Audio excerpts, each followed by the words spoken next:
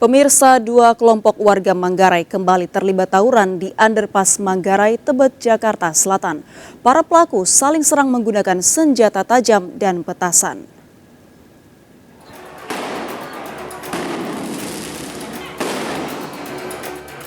Video amatir merekam tawuran dua kelompok warga di underpass Manggarai, Tebet, Jakarta Selatan Minggu malam.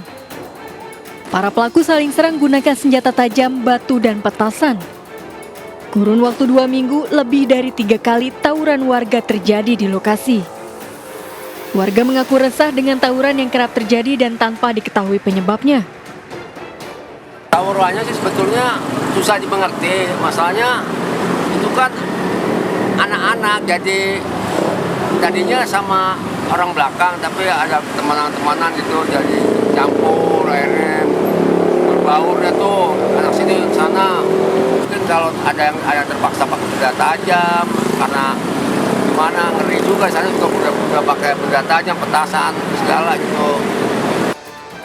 Warga berharap polisi disiagakan di sekitar lokasi untuk meminimalisir aksi tawuran susulan. Dari Jakarta, Dan Helmisa Jambakti melaporkan. Seorang remaja tewas saat terlibat tawuran di Jalan Basuki Rahmat Jatinegara, Jakarta Timur. Tawuran terjadi setelah kedua kelompok janjian di media sosial.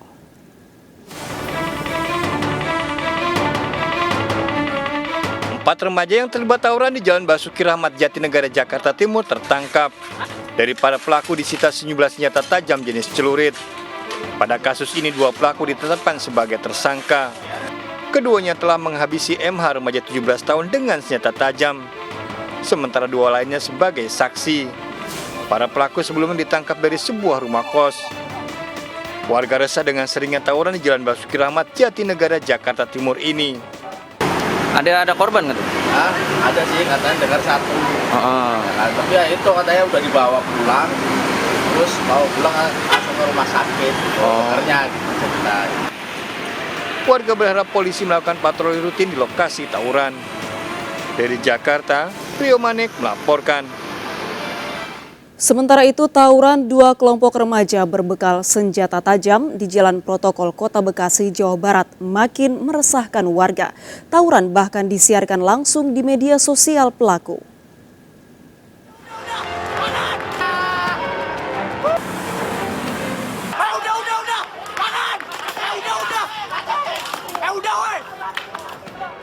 Dua kelompok remaja bersenjata tajam terlibat tawuran di Jalan Perjuangan, Bekasi Utara, Kota Bekasi, Jawa Barat. Para pelaku saling menyerang menggunakan senjata tajam. Seorang remaja terluka parah akibat serangan. Korban yang terluka di bagian punggung dan kepala dilarikan warga ke rumah sakit. Aksi para pelaku dipicu saling ejek di media sosial. Sebelumnya tawuran kerap terjadi di lokasi tersebut pada waktu dini hari. Tak jarang tawuran menimbulkan korban jiwa. Banyak itu banyak yang pada tawuran, kemudian ada yang teriak-teriak. Semua pada warga di sekitar sini juga banyak yang pada keluar, pada datang melihat. Terus lihat kejadian bahwa ada seorang yang juga terkapar. Kemudian langsung dilarikan ke rumah sakit. Ini memang sering Bu di sini, sering tawuran katanya? Ya, sering sekali tawuran di sekitar. Warga berharap polisi rutin melakukan patroli di lokasi rawan tawuran. Dari Bekasi, Jawa Barat, Rahmat Hidayat melaporkan. Warga di kawasan Jam Sostek Bangkala, Makassar, Sulawesi Selatan diserang sekelompok remaja geng motor. Korban diserang dengan anak panah. Handphone korban dirampas pelaku.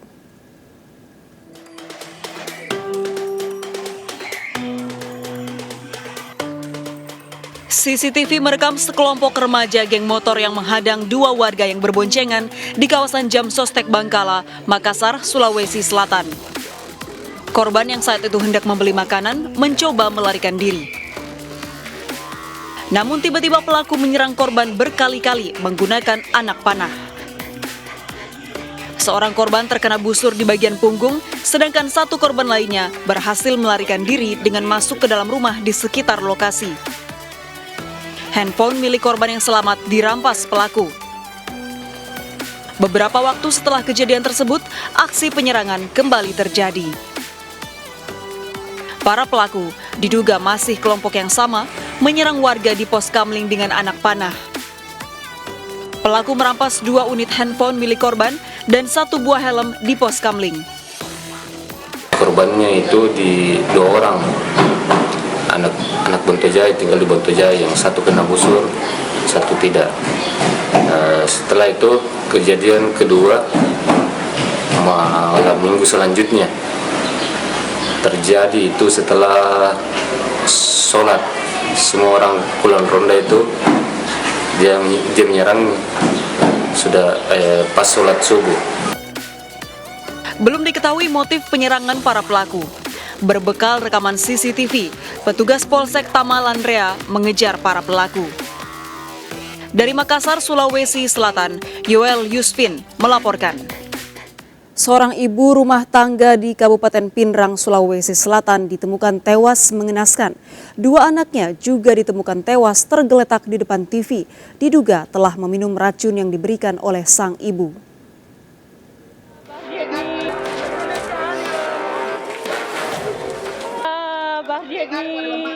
Warga Paki, Kecamatan Tiroang, Pindrang, Sulawesi Selatan dikejutkan dengan ditemukan seorang ibu rumah tangga dan 2 anaknya tewas mengenaskan di dalam rumah.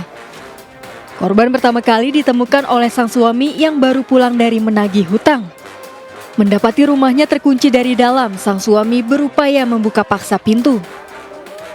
2 anaknya yang masih TK dan SD ditemukan tewas, diduga meminum racun yang diberikan oleh sang ibu. Usai memberikan racun kepada anaknya, sang ibu mengakhiri hidupnya.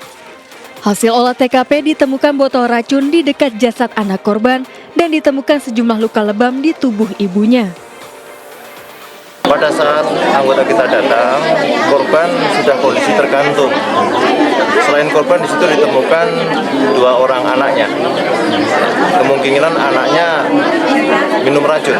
Melakukan olah TKP, mengumpulkan bukti-bukti yang ada, termasuk saksi-saksi yang ada, baru berani kita nanti menyimpulkan motifnya apa, penyebabnya apa, dan apakah murni gantung diri atau bukan. Kini polisi masih menyelidiki motif ibu rumah tangga yang nekat mengakhiri hidupnya bersama kedua anaknya. Ketiga korban dievakuasi ke rumah sakit untuk menjalani visum.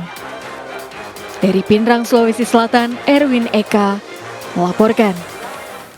Menjadi korban salah sasaran, seorang pemuda di Kota Makassar, Sulawesi Selatan tewas usai dihakimi massa.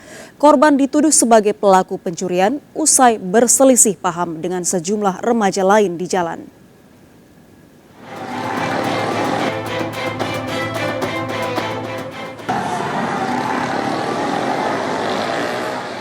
Muhammad Reza, 20 tahun, tewas menjadi korban salah sasaran usai dituduh sebagai pelaku begal di Rapocini, Makassar, Sulawesi Selatan.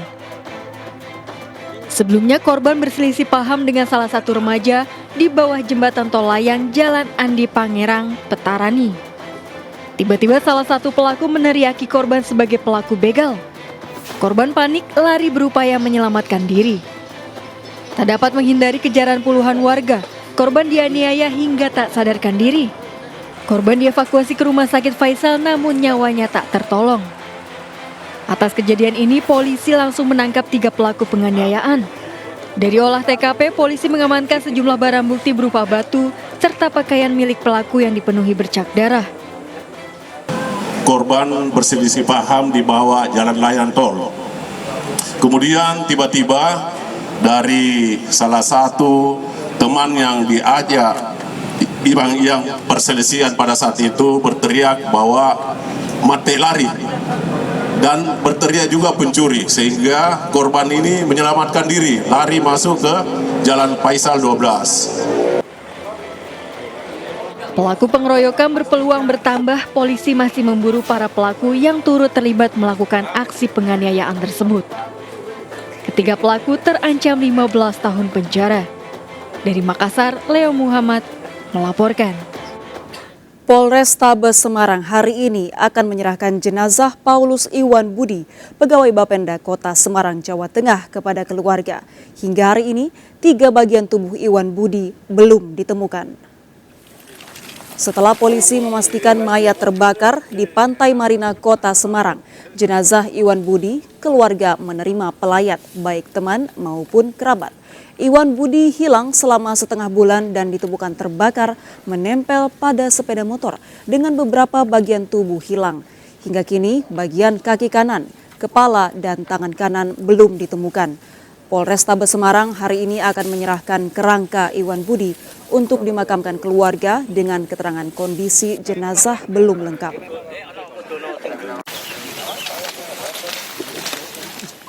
Seorang gadis berusia 13 tahun dicabuli seorang pedagang tahu bulat di Kabupaten Bengkulu Utara, Bengkulu. Korban diiming-imingi pelaku dengan dagangannya.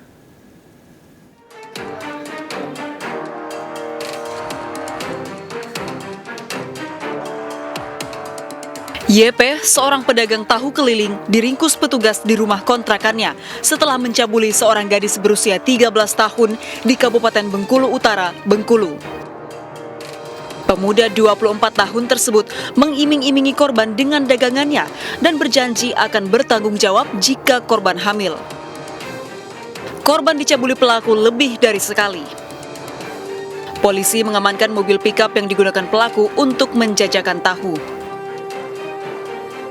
Dan kemudian modus operandi pelaku dalam melakukan persetubuhan terhadap anak, pelaku menjalin hubungan dengan korban dan kemudian pelaku membujuk rayu dengan memberikan iming-iming bersedia bertanggung jawab apabila korban hamil dan selanjutnya pelaku melakukan hubungan badan kepada korban. Pelaku dijerat Undang-Undang Perlindungan Anak dengan ancaman 15 tahun penjara. Dari Bengkulu Utara, Ismail Yugo melaporkan.